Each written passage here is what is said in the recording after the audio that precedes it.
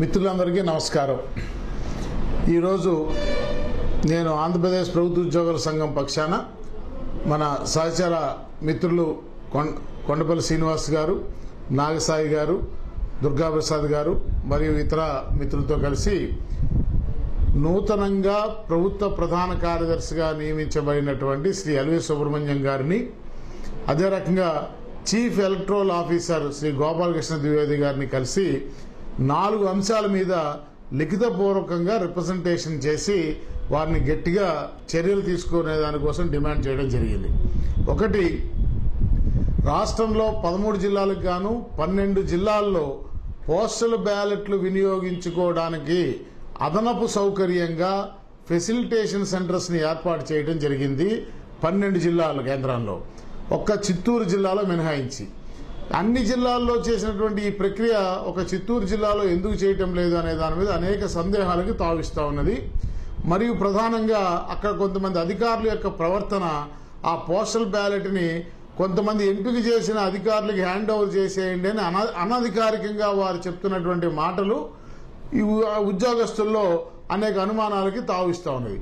అందువల్ల తక్షణం దాని మీద విచారణ చేసి అక్కడ చిత్తూరు జిల్లాలో కూడా కనీసం 2 డిఫరెంట్ డేట్స్ నాడు పోస్టల్ బ్యాలెట్ ని వినియోగించుకునేదానికి, ఓటును వినియోగించుకునేదానికి ఫెసిలిటేషన్ సెంటర్స్ ని ఏర్పాటు చేయవలసిందిగా ఆదేశాలు జారీ చేయమని చెప్పి నేను ప్రభుత్వ ప్రధాన కార్యదర్శి సిఇఓ గారిని కూడా లిఖితపూర్వకంగా డిమాండ్ చేశాను. ఎందువల్లంటే దాదాపుగా 34,000 మంది ఉద్యోగస్తులు ఎన్నికల నిర్వహణ విధులకి డ్రాఫ్ట్ చేయబడి పోస్టల్ బ్యాలెట్ తీసుకుని ఓటుకు వినియోగించుకోవడానికి సిద్ధంగా ఉన్నారు. ఇది ఒక కన్సిడరబుల్ నెంబర్, ఫలితాలని ప్రభావితం చేసేటువంటి స్థాయిలో ఉన్నటువంటి సంఖ్య కాబట్టి తక్షణం దీని మీద దృష్టి సారించవలసిందిగా వారిని కోరడమైంది. ఇక రెండో అంశం, ఈ ఎన్నికల నిబంధనావళి మోడల్ కోడ్ ఆఫ్ కాండక్ట్ ని అతిక్రమించారు అన్న కారణంగా కొంతమంది ఉద్యోగస్తుల్ని, ఉద్యోగ సంఘ నాయకుల్ని క్రమశిక్షణా చర్యల పేరు మీద అధికారులు సస్పెన్షన్లు చేస్తున్నటువంటి విషయాన్ని కూడా నేను ఈ అధికారుల దృష్టికి తీసుకెళ్లి రిప్రజెంట్ చేయడం జరిగింది. ఉద్యోగస్తులు ఎవరైనా సరే మోడల్ కోడ్ ఆఫ్ కండక్ట్ నిబంధనావళిని వైలేట్ చేసి ఎక్కడైనా ఒక పర్టికులర్ గా ఒక రాజకీయ పక్షానికి అనుకూలంగా ప్రచారం చేయటం, అనుకూలంగానో వ్యతిరేకంగానో ప్రచారం చేయటం గాని, లేదా ఒక రాజకీయ పార్టీకో ఒక పోటీతో ఒక అభ్యర్థికో మేలు ఉపయోగం జరిగేలాగా ఇతరులని ప్రభావితం చేసేలాగా ఏదైనా ప్రవర్తించినట్టయితే అతని మీద క్రమశిక్షణా చర్య తీసుకోవాల్సిన అవసరం ఉన్నది నిబంధనావళి ప్రకారం. దాన్ని మనం కాంట్రడిక్ట్ చేయటం లేదు. అయితే ఇక్కడ గమనించాల్సిన విషయం ఏంటంటే, మోడల్ కోడ్ ఆఫ్ కాండక్ట్ అనేది ఎందుకు పెట్టారు అంటే మరింత నిష్పక్షపాతంగా, ఫెయిర్ గా, ట్రాన్స్పరెంట్ గా ఎన్నికలు నిర్వహించడం కోసం ఏర్పాటు చేసిందే తప్ప ఆ పేరు మీద అధికారాలు పరచబడినటువంటి అధికారులు నియంత్రణలాగా వ్యవహరించమని కాదు.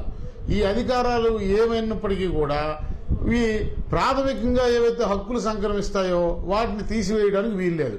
అంటే ఒక ఉదాహరణగా ఉద్యోగం మీద క్రమశిక్షణా చర్య తీసుకోవాలనుకున్నప్పుడు పేపర్లో స్టేట్మెంట్ వచ్చిందని చెప్పి అతను సస్పెండ్ చేశారు.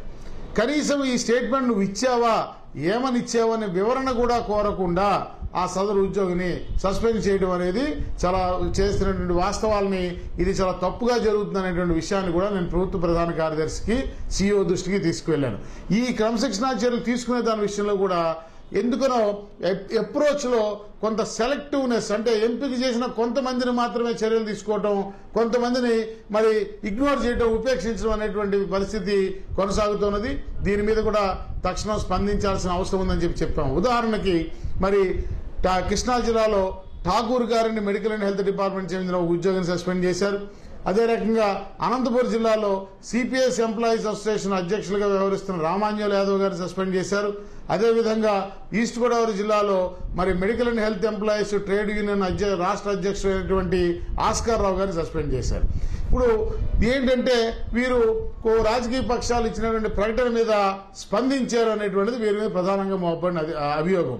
ఇక్కడ ఒక విషయాన్ని నేను ఈరోజు చాలా స్పష్టంగా మరి అధికారుల దృష్టికి తీసుకువెళ్ళాను. ఏంటంటే రాజకీయ పార్టీల మీద ఉద్యోగులకు సంబంధించిన అంశాల విషయంలో ప్రకటన చేయడంలో ఎటువంటి నియంత్రణ లేనప్పుడు, రాజకీయ పక్షాలు ఉద్యోగులకు సంబంధించిన అంశాల మీద ప్రకటనలు చేస్తున్నప్పుడు, వాళ్ళ పార్టీల మేనిఫెస్టోలో అంశాన్ని పొందుపరుస్తున్నప్పుడు ఆ సంబంధిత ఉద్యోగ వర్గాలుగా వాటి మీద స్పందన తెలియజేయటము ఏ రకంగా నేరం అవుతుందో ఒకసారి ఆలోచించాల్సినటువంటి అవసరం ఉన్నది. ఉదాహరణకి కొన్ని రాజకీయ పక్షాలు మేము అధికారంలోకి వస్తే సిపిఎస్ని రద్దు చేస్తాము, పాత పెన్షన్ విధానం పునరుద్ధరిస్తామని స్టేట్మెంట్ చెప్పారు. అలాగే వారి పార్టీల మేనిఫెస్టోలో కూడా పెట్టడం జరిగింది.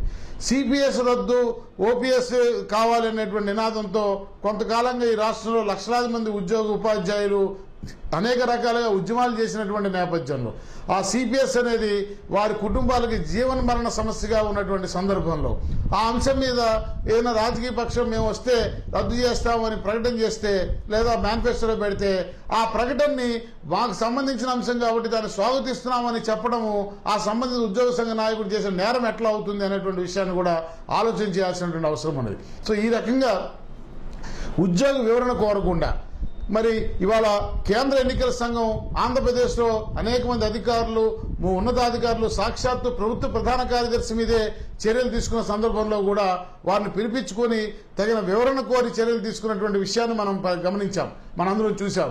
మరి అదే విధానాన్ని కేంద్ర ఎన్నికల సంఘం రాష్ట్రాల అధికారుల విషయంలో వ్యవహరిస్తున్నటువంటి విధానాన్ని రాష్ట్ర ఎన్నికల సంఘం ఉద్యోగుల విషయంలో ఎందుకు అవలంబించలేదు మాత్రమే నా సూటి ప్రశ్నగా ఇవాళ ప్రభుత్వ ప్రధాన కార్యదర్శికి, సిఇఓ గారికి దృష్టికి తీసుకువెళ్ళడం జరిగింది. ఈ సందర్భంగా అలాగే ఎక్కడైనా వివరణ కోరకుండా ఏకపక్షంగా సస్పెన్షన్ చేసినట్టయితే వాటిని సమీక్ష చేసి తగిన న్యాయం చేయడానికి చేస్తామని చెప్పి, తప్పనిసరిగా చేస్తామని చెప్పి వారు హామీ ఇచ్చారన్న విషయాన్ని కూడా ఈ సందర్భంగా తెలియజేస్తా ఉన్నా. ఇక మూడో అంశం, చాలా అన్యాయంగా అంటే ఉద్యోగులకి అప్పటికప్పుడు ఇవాళ మధ్యాహ్నం నుంచి, ఇవాళ ఆల్రెడీ 8వ తారీఖు వచ్చింది, రేపు సాయంత్రంతో ప్రచారాలు కూడా క్లోజ్ అవుతుంది. 11వ తారీఖు ఎన్నికలకు పోలింగ్ జరిగేటువంటి పరిస్థితి ఉన్నది. ఇవాళ మధ్యాహ్నం తర్వాత మరి కొన్ని చోట్ల ముఖ్యంగా విజయవాడ మున్సిపల్ కార్పొరేషన్ పరిధిలోను అలాగే ఈస్ట్ గోదావరిలోను దాదాపుగా నాకు ఇప్పుడు దాకా అందిన సమాచారం ప్రకారం అన్ని జిల్లాల్లో వైద్య ఆరోగ్య శాఖకు సంబంధించిన పారామెడికల్ సిబ్బందిని అందరినీ కూడా పోలింగ్ స్టేషన్ల దగ్గర మరి వాళ్ళని ఎమర్జెన్సీ హెల్త్ కిట్స్ పెట్టి వైద్య శిబిరాలు నిర్వహించేదానికి డ్యూటీలకి డ్రాఫ్ట్ చేస్తూ ఆయా అధికారులు ఉత్తర్వులు ఇవ్వడం జరిగింది.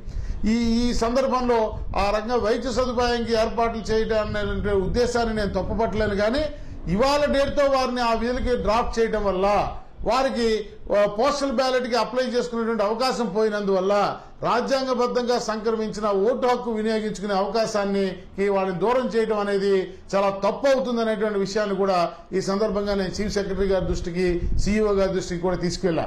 ఎందువల్లంటే ఎలక్ట్రల్ లిస్టులో పేరు ఉన్నవాడు ఖచ్చితంగా ఎన్నికల విధి నిర్వహణ డ్యూటీకి వెళ్ళినప్పుడు వాడికి పోస్టల్ బ్యాలెట్ అర్హత ఉంటుంది, అది వాడి హక్కు.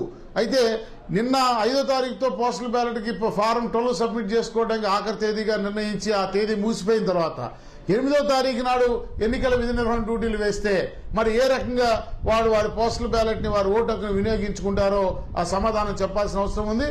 వారిని ఎన్నికల విధులకి డ్రాఫ్ట్ చేసే ముందు వారు ఖచ్చితంగా ప్రత్యామ్నాయంగా వారి ఓటు హక్కును వినియోగించే అవకాశాలను ఏర్పాటు చేసిన తర్వాత మాత్రమే వాళ్ళని విధులకు తీసుకోవాలి తప్ప అలా లేకుండా చేస్తే ఇది రాజ్యాంగ స్ఫూర్తికి విరుద్ధమవుతుంది. అవసరమైతే తగిన చర్యలు తీసుకోని పక్షంలో దీని మీద కేంద్ర ఎన్నికల సంఘానికి కూడా మేము ఫిర్యాదు చేయడానికి ఆంధ్రప్రదేశ్ ప్రభుత్వ ఉద్యోగుల సంఘం సిద్ధంగా ఉన్నాం. దీని వెనక ఉద్దేశపూర్వక కుట్ర ఉందనేటువంటి అనుమానాలు మాకు కలుగుతా ఉన్నాయి. కొన్ని శాఖ ఉద్యోగస్తులకి, కొన్ని సంఘాల నాయకుల పరిధిలో ఉండే ఉద్యోగస్తులకి ఒక రకంగాను, కొన్ని సంఘాల నాయకుల ఉద్యోగస్తులకి మరో రకంగాను మరి అధికారులు ట్రీట్ చేస్తున్నటువంటి పరిస్థితి ఎక్కడో మరి లేని అనుమానాలకి కలుగు చేసేటువంటి అవకాశం కల్పిస్తుందన్న విషయాన్ని కూడా నేను ఈ సందర్భంగా చీఫ్ సెక్రటరీ గారికి, సిఇఓ గారి దృష్టికి తీసుకువెళ్లాను. ఈ విషయంలో అవసరమైతే ఒక పబ్లిక్ ప్రజా ప్రయోజన వాద్యం ద్వారా హైకోర్టులో న్యాయ వివాదానికి కూడా ముందుకు వెళ్లేదానికి ఆంధ్రప్రదేశ్ ప్రభుత్వ ఉద్యోగుల సంఘం పక్షాన్ని ఆలోచన చేస్తున్నాం అనే విషయాన్ని కూడా ఈ సందర్భంగా తెలియజేస్తా ఉన్నా. ఇక అంతిమంగా 4వ అంశం, మొన్న 5వ తారీఖు నాడు మరి సర్వశోభాయమానంగా జరుపుకోవలసిన మన రాష్ట్ర మహాసభని వేలాది మంది ఉద్యోగులు అన్ని జిల్లాల నుంచి తరలి వస్తున్నటువంటి నేపథ్యంలో అర్ధరాత్రి తమకి లేనటువంటి అధికారాన్ని వినియోగించి ఎక్కడ కాగితం మీద ఏ రకమైనటువంటి నోటీసు కానీ ఏ రకమైన కమ్యూనికేషన్ ఇవ్వకుండా మరి కేవలము యూనిఫారం ఉందని చెప్పేటువంటి అధికారంతో పెనమలూరు సిఐ చేసిన పెద్దిరాజు అనేటువంటి ఒక ఇన్స్పెక్టర్ ఆఫ్ పోలీసు మరి ఆ శాఖలో ఉన్నతాధికారుల ఆదేశం మేరకు చేశారో మరి ఎవరి ఒత్తిడితో చేశారో నాకు తెలియదు. కానీ మరి ఆయన ఆ రకంగా అక్కడ మన సభా ప్రాంగణంలో మన వాళ్ళు చేస్తున్నటువంటి ఏర్పాట్లన్నింటినీ చిందరవందలు చేసి 30 మంది పోలీసులు పెట్టి అక్కడి నుంచి మన ఉద్యోగస్తులను తరివేసి అదే రకంగా ఆ ఫంక్షన్ హాల్ ఓనర్ని బెదిరించి ఎటువంటి కాగితము నోటీసు లేకుండా అక్కడ మీటింగ్ జరిపడానికి వీల్లేదు, జరిపితే సీజ్ చేస్తానని చెప్పి దాన్ని లాక్ చేయించిన పరిస్థితి. ఈ విషయాలు నా దృష్టికి వచ్చిన వెంటనే నేను కమిషనర్ ఆఫ్ పోలీస్ గారికి, జిల్లా కలెక్టర్ గారికి లిఖితపూర్వకంగా తెలియజేసినప్పటికీ వారు కూడా ఎటువంటి చర్య తీసుకోకపోవటము అనేది, ఇది ఎందుకు జరిగింది, ఇది ఎవరి ప్రమేయంతో ఎవరి ఒత్తిడి మేరకు ఈ పోలీస్ అధికారులు ఉన్నతాధికారులు పర్టికులర్ గా రిటర్నింగ్ ఆఫీసర్ గారి తరపు నుంచి ఎటువంటి అభ్యంతరము ఈ సమావేశ నిర్వహణ విషయంలో లేకపోయినప్పటికీ కూడా ఎందుకు ఈ రకంగా వ్యవహరించారనే విషయాన్ని మరి లోతుగా విచారణ చేయవలసిన అవసరం ఉందని చెప్పి నేను ఈ సందర్భంగా ప్రభుత్వ ప్రధాన కార్యదర్శిని సీఈఓని డిమాండ్ చేసిన.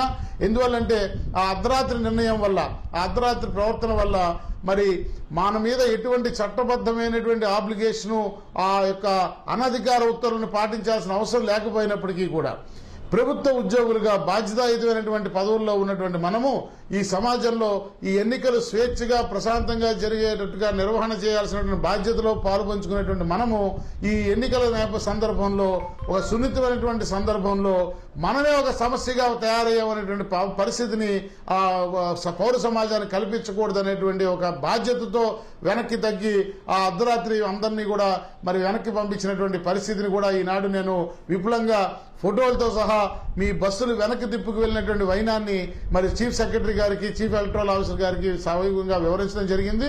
దీని మీద ఆ పెనంలూరు సిఐ మీద ఇమీడియట్ గా చర్యలు తీసుకోవడంతో పాటు అతను చేసిన యాక్షన్స్, జిల్లా కలెక్టర్, కమిషనర్ ఆఫ్ పోలీసు యొక్క ఇన్యాక్షన్స్, వీరు స్పందించకపోయిన వైనాన్ని మీద వారి వైకేరియస్ రెస్పాన్సిబిలిటీ నుంచి వారు తప్పించుకోగలరు. కాబట్టి ఈ మొత్తం ఉదంతం మీద ఒక విచారణ జరిపించి సంబంధిత వ్యక్తుల మీద ఎవరి ఒత్తిడితో, ఎవరి బలవంతం మేరకు, ఎవరి ప్రమేయం మేరకు ఈ రకంగా వ్యవహరించారనే దాన్ని నిగ్గుదేల్చి వారి మీద చర్యలు తీసుకోమని చెప్పి నేను చాలా గట్టిగా డిమాండ్ చేస్తూ ప్రభుత్వ ప్రధాన కార్యదర్శికి, చీఫ్ ఎలక్టరల్ ఆఫీసర్ కూడా లిఖితపూర్వకంగా రిప్రజెంటేషన్ ఇవ్వడం జరిగింది.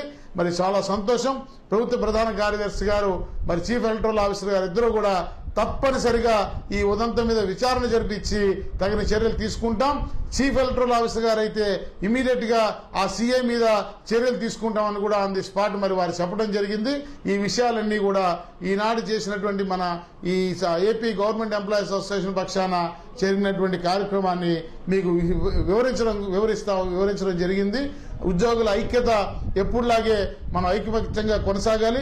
ఖచ్చితంగా రాబోయే రోజుల్లో మరొకసారి చెప్తా ఉన్నాను, రాబోయే రోజుల్లో మీ అందరి సహాయ సహకారాలతో ఆంధ్రప్రదేశ్ ఉద్యోగ సంఘాల వ్యవస్థకి ఏకైక ప్రతినిధిగా ఆంధ్రప్రదేశ్ ప్రభుత్వ ఉద్యోగుల సంఘమే నిలబడే రోజులు అది దగ్గరలో ఉన్నాయనేటువంటి విషయాన్ని తెలియపరుస్తూ ఎవరు కూడా నిరుత్సాహపడకుండా ఏ సమస్యలు ఉన్నప్పటికీ ఇమ్మీడియట్ గా తక్షణం రాష్ట్ర నాయకత్వం దృష్టికి తీసుకువచ్చి ఉద్యోగుల సమస్యల పరిష్కారంలో మెచ్యూర్డ్ నాయకత్వం, ఒక అవగాహన కలిగిన నాయకత్వం ఈ సంఘానికి ఉందనేటువంటి విషయాన్ని ప్రతి ఒక్క ప్రాథమిక స్థాయి సభ్యుడికి కలిగేలా విధంగా రాబోయే రోజుల్లో మన కార్యక్రమాలు ఉండాలనేటువంటి విషయాన్ని కూడా ఈ సందర్భంగా తెలియజేస్తా ఉన్నా. నమస్కారం. అందరికీ తెలుగు నూతన సంవత్సర శుభాకాంక్షలతో పాటు ఓటు మన హక్కు, మన బాధ్యత. మన బాధ్యతని, మన హక్కుని 11వ తారీఖు నాడు ప్రతి ఒక్కళ్ళు తమ ఓటు హక్కుని వినియోగించుకోవడం ద్వారా ఈ రాజ్యాంగం మనకి అందించినటువంటి హక్కుని, మన బాధ్యతని, పౌర సమాజం వల్ల మన బాధ్యతని మనం నిర్వర్తిస్తామని ప్రతి ఒక్కళ్ళు ప్రతిజ్ఞ చేసి ఎటువంటి ప్రలోభాలకి, ఒత్తిడికి లోను కాకుండా స్వేచ్ఛగా, నిర్భయంగా, నిష్పక్షపాతంగా మీ మనస్సాక్షి ఆత్మ ప్రబోధానుసారం మీ మనస్సాక్షి చెప్పిన రీతిలో మీరందరూ కూడా ఓటు హక్కును వినియోగించుకోమని మీ అందరికీ హృదయపూర్వకంగా విజ్ఞప్తి చేస్తా ఉన్నాను. నమస్కారం.